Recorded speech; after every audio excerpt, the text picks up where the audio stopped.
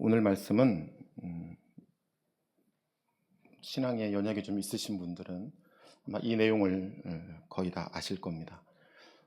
창세기라고 하는 성경은 오늘 오전에 설교 시간에 나왔던 출애굽, 그러니까 출애굽을 하는 히브리 사람들에게 모세가 명분이 있어야 출애굽을 시킬 수 있으니 하나님께서 우리 보고 가나안 땅으로 들어가라고 했다라고 하는 명분을 설명하기 위해서 창세기를 이야기를 한 겁니다. 그러니까 왜 이스라엘 백성들이 애굽에서 탈출을 하고 그래서 약속의 땅인 가나안 땅으로 들어가야 하는지에 대한 명분의 이야기죠. 그러다 보니 거슬러 올라가서 이야기하다 보니 하나님의 천지창조까지 시작이 된 겁니다. 그래서 모세오경을 율법서라 이렇게 이야기하는데 창세기에는 율법이 한 절도 나오지 않습니다.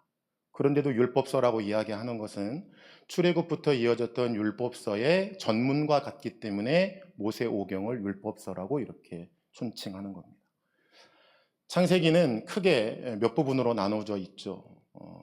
저희 담임 목사님께서도 설교하시면서 몇 번을 말씀을 하셨던 것처럼 특히 이제 창세기 12장부터는 아브라함의 가문에 대해서 이야기를 펼칩니다. 창세기가 총 50장으로 되어 있는데 12장부터 아브라함, 이삭, 야곱, 요셉에 대한 이야기입니다. 한 가정의 가문에 대한 이야기예요. 그러니까 12장에서 하나님은 제가 지난번 설교 때 말씀드렸던 아브라함에게 하셨던 약속을 오늘 50장 말미에서 요셉을 통해서 완전히 회복하시는 사건이에요. 하나님께서는 75세가 된 아브라함에게 내가 너를 통해서 많은 모든 민족의 아버지가 되게 하겠다라고 약속을 했지만 아브라함에게는 아들, 딸랑 하나였어요. 그러니 아브라함이 생각할 때 도대체 하나님은 날더러 민족을 이룬다고 하시더니 민족의 아버지가 되게 하겠다고 하시더니 아들 딱 하나. 여러분, 이게 현실적으로 아브라함은 내가 민족의 아버지라는 것을 실감했을까요? 거의 하지 못했을 것 같아요. 그런데 이삭도 그렇게 많은 자녀를 두지는 않았습니다. 에서와 야곱 딱 둘을 낳았죠. 둘을 낳고 그러면 여기에서라도 좀 많이 나왔어야 될 텐데 그 둘로 끝나버립니다. 그리고 야곱이 거짓말함으로 인해서 더 이상 그 가정에는 태의 열매가 없어집니다. 그리고 야곱이라도 그러면 수백 명이라도 좀 낳아야 될 텐데 야곱도 딱 아들 12 낳습니다. 이 요셉이라는 인물의 이름은 처음으로 창세기 35장에 이 야곱의 족보를 이야기하면서 처음 거론이 됩니다. 우리 함께 영상을 통해서 35장, 창세기 35장 22절 하반절부터 26절까지를 우리 함께 읽겠습니다. 야곱의 아들은 12이라. 레아의 아들들은 야곱의 장자 르벤과 그 다음 시므온과 레위와 유다와 이사갈과 스불론이요. 라의 아들들은 요셉과 베냐민이며 라헬의 여종 빌하의 아들들은 단과 납달리요. 레아의 여종 실바의 아들들은 갓과 아셀이니 이들은 야곱의 아들들이요 밧단 아람에서 그에게 낳은 자더라. 이게 야곱의 12아들이에요. 근데 지금 우리가 쭉 읽었던 이 순서는 나이 순이 아닙니다. 그냥 그 누구에게서 난 아이들의 나열이에요. 그 나열을 한번 우리 그림을 통해서 다시 한번 보겠습니다. 위에 보시면 맨 위에 르벤, 시몬, 레위, 유다까지는 그 순서대로 나왔고요. 그 다음에 이제 빌하의 아들 단과 납달리가 그 위로 올라가고요. 그 다음에 갓과 아셀이 단 올라갑니다. 그리고 스불론이 10번째고 요셉이 11번째, 베냐민이 12번째예요. 여러분 잘 아시다시피 레위와 요셉은 12지파에서 빠지고 요셉의 아들인 에브라임과 므낫세가 들어가서 12지파가 된 거예요. 레위는 제사장족 속이어서 빠졌고요. 요셉은 들어가지 못했죠. 그래서 두 아들에게 복을 빌고 두 아들이 12가문에 들어간 겁니다. 그러니까 레위를 포함하면 총 13족속이 되겠죠. 이게 요셉의 형제들이었어요. 정리해보면 야곱의 12아들은 하나님께서 그들의 증조부인 아브라함에게 약속하셨던 큰 민족을 이루겠다라고 하신 그 말씀의 결과물들이에요. 이 야곱의 12아들이 오늘 성경에서 나오는 이 사건을 통해서 애굽에서 장정만 60만 명을 탈출시키는 역사가 시작되기 때문입니다. 36장에 보면 에서의 족보, 그리고 세일의 족보, 그리고 에돔의 왕들에 대해서 기록하고 있습니다. 그러면 요셉이라는 사람은 언제부터 등장하느냐? 바로 37장부터 등장합니다. 37장부터 50장까지 14장의 창세기의 성경이 요셉의 이야기예요.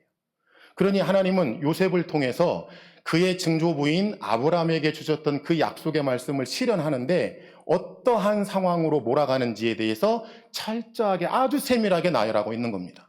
우리 창세기 37장 1절 4절 말씀을 우리 영상을 통해 함께 읽겠습니다.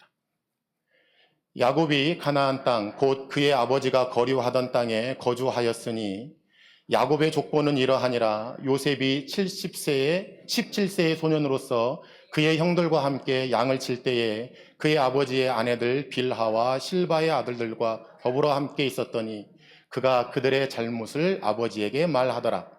요셉은 노년에 얻은 아들이므로 이스라엘이 여러 아들들보다 그를 더 사랑하므로 그를 위하여 채색옷을 지었더니 그의 형들이 아버지가 형들보다 그를 더 사랑함을 보고 그를 미워하여 그에게 편안하게 말할 수 없었더라. 여기 보니까 이제 35장에서 야곱의 족보를 이야기할 때 요셉의 이름이 한번 나왔다가 다시 건너뛰어서 37장에 보니까 17세의 소년 요셉의 이야기로부터 시작이 됩니다. 여러분이 한번 상상을 해보시면 17세의 소년이면 아주 꼬맹이가 아니에요. 그렇죠? 근데 우리는 그동안에 이 어린 요셉의 꿈꾼 소년의 요셉의 이미지를 생각할 때 아주 작은 아이로 보통 우리가 이미지를 생각하는데 사실 그렇지 않습니다. 요셉은 다 큰 아이였어요. 17세면 유다의 달력의 17세는 우리나라에서 계산하는 17세의 나이하고는 조금 다릅니다. 유다 달력은 우리의 음력과 같아서 우리보다 더 빠릅니다. 더 빨라서 거기에 17세는 다시 말하면 우리의 18세나 19세 정도가 되는 거예요. 그러니까 고등학교 2학년이나 3학년 정도가 되겠죠. 그 정도 아이면 이미 육신적으로 성장할 것은 거의 다 성장했다고 보이는 게 맞습니다. 그러면 이 요셉에게 아까 2절에 무슨 옷을 입혔다고 그랬죠? 채색 옷을 입혔다고 그랬어요. 저는 만약에 제가 17살, 18살 먹은 소년일 때 우리 엄마가 저한테 채색 옷을 입히려고 그랬으면 저는 겁나게 싫었을 겁니다. 요셉은 잘 참은 것 같아요. 어떻게? 그렇지 않습니까? 여러분 잘 생각해 보세요. 채색 옷을 입혔다는 것은 눈에 띄기. 그런데 그 12형제 중에 눈에 툭 띄어서 자기만 채색 옷을 입고 때깔 내고 이렇게 빼빼옷 입으면 창피하지 않을까요? 저는 창피할 것 같아요. 이때 시대에는 부의 상징이었다고 하니까 그랬겠지만, 여튼 요셉은 이렇게 요셉의 이야기는 시작이 됩니다. 그리고 39장에 보면 보디발의 아내의 사건이 벌어지죠. 그 사이에 여러분이 잘 아시는 인신매매 사건이 벌어진단 말이에요. 그리고 40장에 관원장의 꿈을 해석하고 41장에 바로의 꿈을 해석합니다. 그 바로의 꿈을 해석할 때에 7년 흉년에 대해서 해석을 하죠. 이 일이 요셉에게는 총리로 등장할 수 있는 아주 좋은 기회가 됐겠죠. 자, 우리 창세기 41장 37절로 41절 말씀을 우리 영상을 통해 함께 읽겠습니다. 바로와 그의 모든 신하가 이 일을 좋게 여긴지라. 바로가 그의 신하들에게 이르되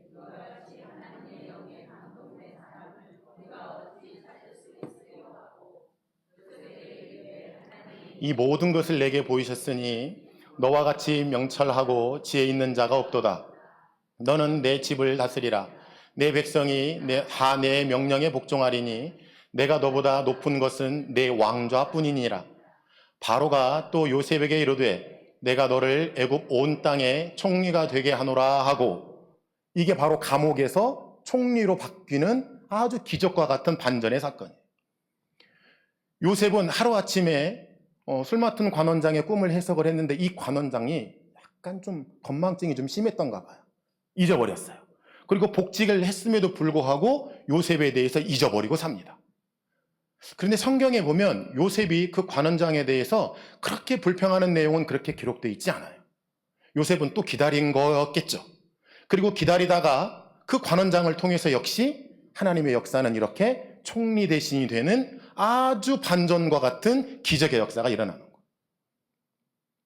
우리 41장 46절부터 계속해서 이제 7년 가뭄에 대해서 이 요셉이 바로에게 이야기를 해줍니다. 그리고 그 7년 환란이 끝나고 나서 이제 이스라엘 지역에도 가뭄이 들기 시작해서 야곱이 그의 아들들을 애굽으로 보냅니다. 그래서 드디어 이제 요셉과 형들이 만나는 장면이에요. 자, 우리 영상을 통해 42장 1절과 2절 말씀을 함께 읽겠습니다. 그때에 야곱이 애굽에 곡식이 있음을 보고 아들들에게 이르되 너희는 어찌하여 서로 바라만 보고 있느냐? 야곱이 또 이르되 내가 들은즉 저 애굽에 곡식이 있다 하니 너희는 그리로 가서 거기서 우리를 위하여 사오라. 그러면 우리가 살고 죽지 아니하리라 하며 이래서 그 자녀들을 보냅니다. 그리고 막내 아들인 베냐민만 남겨놓고 형들을 보내는 거예요. 형들은 터덜터덜 이제 이국 땅으로 목숨을 걸고 가는 거예요. 이스라엘에서 애국까지 가는데 수천 킬로의 거리입니다. 어마어마한 거리예요. 그 거리를 그들은 이동을 시작을 합니다. 이동을 시작을 하고 그들은 드디어 요셉 앞에 나타나게 됩니다. 요셉은 어떤 심정이었을까요? 그 이스라엘, 가나안이라고 하는 그 땅에서 어떤 한 사람들이 왔는데 가만히 이야기를 들어보니 그의 형인 거예요. 여러분, 요셉은 어떤 심정이었을까요? 그의 형들을 보고 미움이 컸을까요? 분노가 넘쳤을까요? 아니면 복수와 응징을 하기 위해 마음에 이를 갈고 있었을까요? 요셉은 어떤 심정이었을까요? 아마도 성경에는 그렇게 별다른 기록이 없는 걸로 보아서는 여러분이 잘 아시는 것과 같이 요셉은 참고 있었던 것 같아요. 요셉은 그렇지 않았다는 것을 저와 여러분은 잘 압니다. 성경에 그것을 기록하고 있기 때문이에요. 요셉은 자신을 알아보지 못한 형들을 정탐꾼으로 몹니다.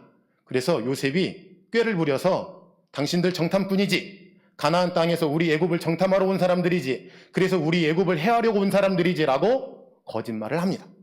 꾀합니다. 그래서 그 형들에게 볼모를 잡고 가서 동생 하나가 있다는 것을 알고 그 동생을 데려오게 그 형들에게 이야기를 합니다. 그리고 형들은 돌아가서 베냐민을 데리고 옵니다. 애굽으로 그 형제들은 떠납니다. 그리고 요셉은 형제들과 다시 만나고 아버지에 대한 이야기를 듣습니다. 그때의 요셉의 심정이 어떠했는지 성경은 이렇게 기록합니다. 우리 45장 1절 말씀을 함께 읽겠습니다. 요셉이 시종하는 자들 앞에서 그 정을 억제하지 못하여 소리질러 모든 사람을 자기에게서 물러가라 하고 그 형제들에게 자기를 날리니 그때에 그와 함께 한 다른 사람이 없었더라. 여기 보니까 소리질러 울었다고. 그 정을 이기지 못해서, 수십 년을 참아왔던 그 형제의 정을 이기지 못해서, 아버지의 그 소식을 들었을 때에 그 정을 이기지 못해서 요셉은 그냥 그 자리에서 꼬꾸라지고 통곡했던 거예요. 큰 소리로 나가 있거라, 나가라. 그리고 그 형들 앞에 내가 동생 요셉이에요 라고 고백하는 장면이에요. 여러분, 요셉은 이때 심정이 정말 어땠을까요? 다시 한번 묻겠습니다. 요셉은 그 형들을 보고 어떤 마음이었을까요? 그냥 순순히 그냥 용서하는 마음이었을까요? 저는 그러진 않았을 것 같아요. 요셉도 사람인데 조금이라도 아닌가요? 저만 그런가요? 저만 그런 것 같아요. 저만 그런 것. 여러분 아니신가요? 조금은. 네, 저만 그래요. 저만. 네. 요셉의 그 마음은 우리는 그렇게 알 수는 없지만 하나님의 사자는 그렇게 기록해요. 요셉이 그 정을 이기지 못해서 울었다 이렇게 기록해요. 46장에 야곱은 모든 소유를 이끌고 이제 브엘세바로 가서 그의 아들이 있다는 소식을 듣고 애굽으로 어떻게 해야 할지에 대한 고민으로 하나님 앞에 제단을 쌓습니다. 우리 함께 영상을 통해 46장 1절부터 3절 말씀을 함께 읽겠습니다. 이스라엘이 모든 소유를 이끌고 떠나 브엘세바에 이르러 그의 아버지 이삭의 하나님께 제사를 드리니 그 밤에 하나님이 이상 중에 이스라엘에게 나타나 이르시되 야곱아 야곱아 하시는지라. 야곱이 이르시되 내가 여기 있나이다 하매 하나님이 이르시되 나는 하나님이라 내 아버지 하나님이니 애굽으로 내려가기를 두려워하지 말라. 내가 거기서 너로 큰 민족을 이루게 하리라. 아멘. 여기에 결정타가 있는 거예요. 아브라함에게 큰 민족을 이루겠다고 하신 하나님이 이삭에게도 야곱에게도 아무 말씀 없으시다가 요셉의 때에 와서 너는 애굽으로 내려가기를 두려워하지 말라. 내가 너를 통해서 큰 민족을 이루게 하겠다라고 쐐기를 박는 거죠. 하나님 얼마나 멋지십니까? 하나님 정말 멋지시잖아요. 죽을 수밖에 없는 그 자리에서 요셉을 총리로 세우시고 그 아버지를 통해서 애굽으로 내려가 큰 민족을 이룰 수 있는 결정적인 반전을 이루잖아요. 우리 하나님 너무너무 멋지세요. 3절 하반절에 보니까 너로 큰 민족을 이루게 하리라. 너는 본토 친척 아비의 집을 떠나 내가 명한 땅으로 가라. 너로 큰 민족을 이루게 하겠다. 그의 할아버지에게 이야기한 말씀이에요. 아브라함에게 한 이야기였단 말이에요. 그 약속이 이제 야곱에게 다시 들립니다. 나는 하나님이다. 너의 아버지 이삭의 하나님이다. 너는 애굽으로 내려가는 걸 두려워하지 말라. 네가 내려가기만 하면 내가 너를 큰 민족을 이루게 하겠다. 아멘. 멋진 말이잖아요. 하나님께서 나에게도 지금 어쩌면 너 두려워하지 마라. 세상에 나가는 거 두려워하지 마라. 이방으로 가는 거 두려워하지 마라. 내가 너를 통해서 나의 큰 민족을 이루게 하겠다. 이렇게 우리에게 말하고 있는데 우리는 그걸 알아듣지 못하면 하나님은 어디에다가 대고 약속을 하시는 거예요. 그런데 왜 하나님께서는 조부이신 아브라함에게 하셨던 약속을 다시 야곱에게 그렇게 이야기하셨을까요? 그 답은 오늘 본문 말씀을 통해 우리에게 알려주고 있습니다. 요셉은 왕에게 청합니다. 그래서 이제 아버지가 죽는 그 사건이 벌어지는 상황이 바로 이제 50장 이 앞에 나와 있어요. 그래서 야곱이 이제 요셉을 만나고 그렇게 요셉에게 이런 이야기 저런 이야기를 막 하다가 이제 죽습니다. 죽고 난 이후에 요셉이 왕에게 요청을 합니다. 우리 아버지가 죽거든 우리 그 선조들이 있는 곳에 그곳에 묻어달라고 했는데 내가 가서 장사를 좀 지내고 오게 좀 부탁합니다라는 이야기를 합니다. 그리고 요셉은 다녀옵니다. 영상을 통해 본문 15절과 16절 말씀을 읽겠습니다. 요셉의 형제들이 그들의 아버지가 죽었음을 보고 말하되 요셉이 혹시 우리를 미워하여 우리가 그에게 행한 모든 악을 다 갚지나 아니할까 하고 요셉에게 말을 전하여 이르되 당신의 아버지가 돌아가시기 전에 명령하여 이르시기를 이렇게 이야기해요. 이제 요셉이 장사를 다 지내고 왔어요. 형들이랑 같이 다시 애굽으로 왔어요. 그랬을 때 형들은 첫 번째로 든 마음이 무엇이었을까요? 이제 우린 죽었다. 이제 애굽으로 왔으니 이제 아버지도 안 계시고 이제 우린 죽었다. 그동안에 얼마나 이를 갈고 있었을까? 얼마나 복수의 마음에 차 있었을까? 이제 우리는 죽었구나. 그런데 혹시 이 동생에게 아버지가 남긴 유언을 이야기하면 이 동생이 우리를 좀 불쌍히 여겨주지 않을까? 라고 해서 말한 말이 오늘 15절, 16절 말씀이에요. 당신의 아버지가 이렇게 이야기해요. 얼마나 무서웠으면 요셉아 우리 아버지가 그렇게 말했잖아 이 이야기도 아니에요. 당신의 아버지가 이렇게 말한단 말이에요. 얼마나 무서웠으면 그 아버지의 그 한마디가 그렇게 힘이 될 거라고 생각을 한 그 형들은 그렇게 이야기하는 거예요. 당신의 아버지가 죽기 전에 그렇게 이야기하지 않았습니까? 내가 죽거든 너희 형들 좀 불쌍히 여겨주라. 그리고 복수하지 마라. 그 이야기를 우리에게 하지 않았습니까? 이렇게 이야기하는 거예요. 그래서 조금이라도 화를 면해보려고 방금 장사하고 돌아온 그 아버지를 들먹이면서 요셉에게 이야기했던 겁니다. 우리 본문 17절과 18절 말씀을 우리 함께 영상을 통해 읽겠습니다. 너희는 이같이 요셉에게 이르라. 내 형들이 내게 악을 행하였을지라도 이제 바라건대 그들의 허물과 죄를 용서하라 하셨나니 당신 아버지 하나님의 종들인 우리 죄를 이제 용서하소서 하며 요셉이 그들이 그에게 하는 말을 들을 때에 울었더라. 그의 형들이 또 친히 와서 요셉의 앞에 엎드려 이르되 우리는 당신의 종들이니이다.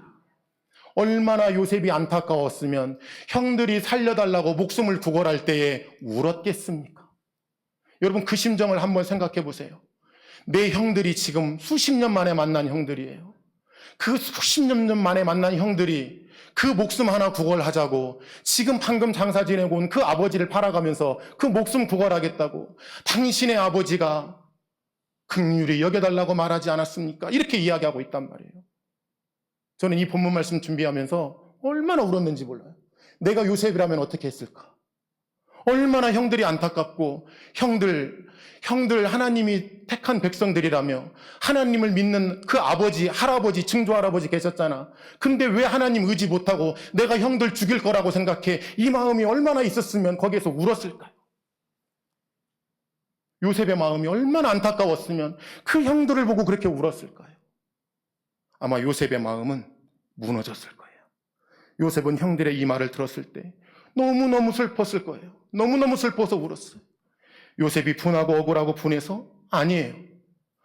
형들의 말이 어이없고 말도 안 되는 소리라서 울었을까요? 아니에요. 어쩌면 하나님의 그 긍휼한 마음이 요셉에게 있었기 때문이에요. 요셉은 하나님의 그 긍휼한 마음이 있었기 때문에 형들이 불쌍했던 거예요. 요셉은 형들을 사랑해서 울었습니다.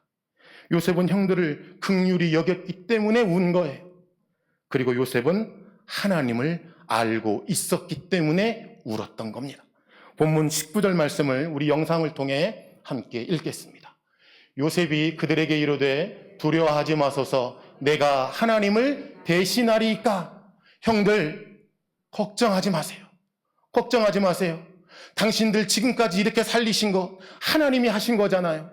나 죽지 않았어요. 형들이 나 죽이려고 했어도, 형들이 나 팔려고 했어도 나 죽지 않았어요. 왜 형들 그 하나님을 의지하지 못해요? 내가 어떻게 하나님의 그 섭리보다 내가 더 위에 있겠어요? 걱정하지 마요라고 말하는 거예요. 내가 어떻게 하나님을 대신하리까? 요셉은 하나님을 알고 있었어요. 하나님을 알고 있었기 때문에 하나님보다 자기가 위에 있다라고 생각하지 않은 거예요. 그리고 요셉은 형들에게 이렇게 이야기합니다. 우리 본문 20절 우리 함께 말씀을 영상을 통해 읽겠습니다.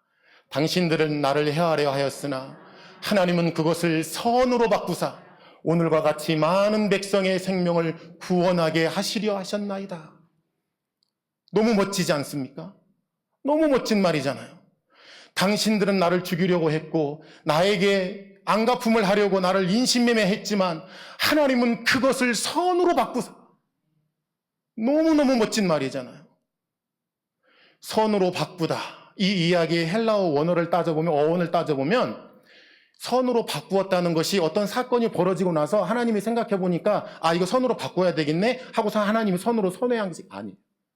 원어의 어원을 보면 이 사건이 벌어지는 순간 하나님이 그 사건에 개입해서 바꾸셨다라고 하는 이야기예요. 하나님이 그 사건이 벌어지는 순간 하나님은 그 나쁜 일을 선으로 바꾸신 거예요. 요셉은 그걸 알았어요. 형들이 나를 죽이려고 해도 나는 죽지 않을 거야. 꿈 이야기를 했을 때 아마도 형과 아버지는 요셉에게 엉뚱한 소리 한다고 꾸짖잖아요. 근데 요셉은 그걸 믿었어요. 하나님은 분명히 이 일이 이루어질 거라는 걸 알고 있었단 말이에요. 그렇기에 어떠한 상황이 벌어져도 하나님은 그 꿈을 이루실 거라는 것을 알고 있었기 때문에 요셉은 두려워하지 않았던 거예요. 보디발의 아내가 유혹을 해도 세상의 것으로 승진하려고 하지 않았어요. 어떠한 경우에도 요셉은 죄악으로 하나님 앞에 나가려고 하지 않았단 말이에요. 하나님을 끝까지 믿고 간 요셉이었어요. 요셉은 내가 하나님 앞에서 범죄치 못한다, 않는다 이렇게 고백하잖아요. 여러분 오늘 말씀해 보니까 선으로 바꾸사 어떠한 순간에도, 그러니까 다시 이 본문 말씀을 해석을 해보면 하나님께서 형들은 나를 해하려고 할 때 그 순간에도 하나님은 이 일에 개입하셔서 선한 것으로 바꾸신 겁니다 라고 말하는 거예요. 이 요셉의 멋진 고백이 저 여러분에게도 함께 있기를 바랍니다. 여러분 앞에 어떠한 상황이 벌어져도, 사랑하는 장수교 여러분 앞에 어떠한 어려움이 있어도, 어떠한 역경이 있어도, 어떠한 시련이 있어도 이것을 선으로 바꾸시는 하나님을 믿기 바랍니다. 그 하나님이 우리의 아픔과 슬픔과 역경과 고난을 선으로 바꾸어 주시기 때문이에요. 단에 서 있는 제가 바꾸는 거 아니지 않습니까? 내 남편이, 내 아내가, 내 형제가, 내 자녀들이 나를 바꿔주는 게 아니더라고요. 하나님께서 그 일에 개입하셔서 지금 그 순간 선한 것으로 바꾸어 주시는 겁니다. 하나님께서는 아브라함에게 약속하셨던 놀라운 약속을 요셉에게 닥친 그 시련을 통해서 선으로 바꾸신 거예요. 75세 할아버지에게 큰 민족을 이루겠다, 큰 민족의 아버지가 되겠다라고 약속하신 그 하나님의 그 말씀이 이 요셉의 그 사건이 선으로 바꾸어지면서 많은 사람들의 생명을 살렸다고 요셉은 고백합니다. 하나님께서는 청소년이었던 요셉에게 벌어진 살인 방조와 인신매매, 이거를 통해서 이스라엘이라고 하는 큰 민족을 이루게 하신 거예요. 만약에 요셉이 하나님의 말씀을 붙들고 가지 않았다면, 하나님이 그 사건에 개입해서 그것을 선으로 바꾸지 않으셨다면 이스라엘이라는 민족은 가뭄에서 죽고 말았을 거예요. 하나님 너무 멋지시지 않으신가요? 그 멋진 하나님을 저와 여러분은 믿고 있는 겁니다. 그러니 여러분 앞에 시련이 있습니까? 역경과 어려움과 때로는 모함과 또는 억울함을 당하고 계십니까? 하나님은 그 일을 선으로 바꾸어 주십니다. 하나님을 믿기만 하면 말입니다. 하나님은 우리에게 늘 좋은 것을 주시기를 원합니다. 그런데 우리는 그 좋은 것을 걷어찰 때가 너무 많아요. 왜요? 바꾸시는 하나님을 우리는 믿지 못하기 때문입니다. 지금 나에게 오는 이 모든 시련과 역경과 아픔과 고난이 언젠가는 선으로 바뀔 것이라고 하는 그 소망이 없기 때문이에요. 그 하나님을 믿지 못하기 때문이에요. 지금 죽을 것 같으니까. 그러나 여러분, 요셉은 수십 년을 견디고 참았습니다.